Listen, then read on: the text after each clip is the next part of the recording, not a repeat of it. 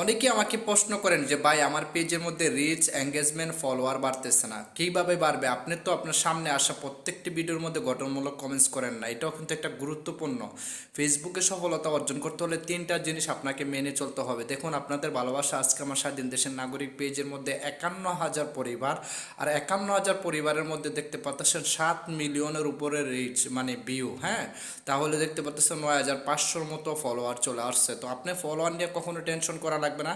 আপনি শুধু ফেসবুকের গঠনতন্ত্র মেনে আপনি শুধু ভিডিও আপলোড করে যাবেন, দেখবেন ইনশাআল্লাহ আপনার সফলতাটা মাত্রই সময়ের ব্যাপার। আমরা কিন্তু অধৈর্য হয়ে যাই ফেসবুকে, অধৈর্য হলে চলবে না। আপনি ধৈর্য সহকারে কাজ করবেন, তাহলে কিন্তু ফেসবুক থেকে খুব দ্রুত সময়ের ভিতর আপনি সফলতাটা পাইবেন। ফেসবুক থেকে সফলতা পাইতে হলে অবশ্যই আপনাকে প্রচুর পরিমাণ হার্ডলি আপনি পরিশ্রম করে যেতে হবে। যত পরিশ্রম করবেন ততই ফেসবুক থেকে আপনি তাড়াতাড়ি সফলতা পাইবেন। আর অবশ্যই নিজের কন্টেন্টগুলো আপলোড করবেন, নিজের ক্রিয়েটিভি থাকতে হবে। ফেসবুক কিন্তু এখন 2025 সালের মধ্যে সবাইকে কন্টেন্ট মনিটাইজেশন দিবে, আর কন্টেন্ট মনিটাইজেশনের মধ্যে যদি অন্যের কপি করা ভিডিও আপলোড করে থাকেন, তাহলে কিন্তু আপনি কখনো কন্টেন্ট মনিটাইজেশন সেট আপটা পাইবেন না। আর যদিও পেয়ে যান, তাহলে কিন্তু সেটা দিয়ে আপনি ইনকাম করতে পারবেন না।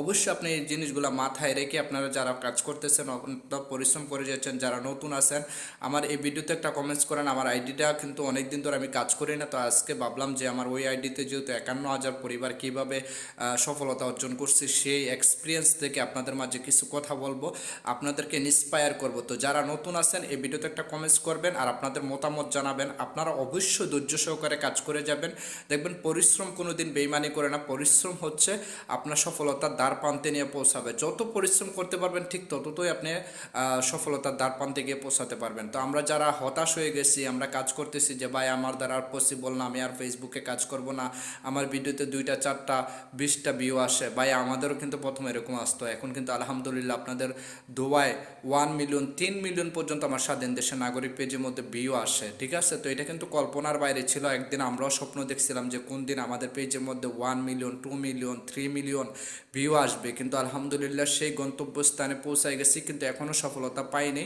সফলতা অনেক বাকি আছে।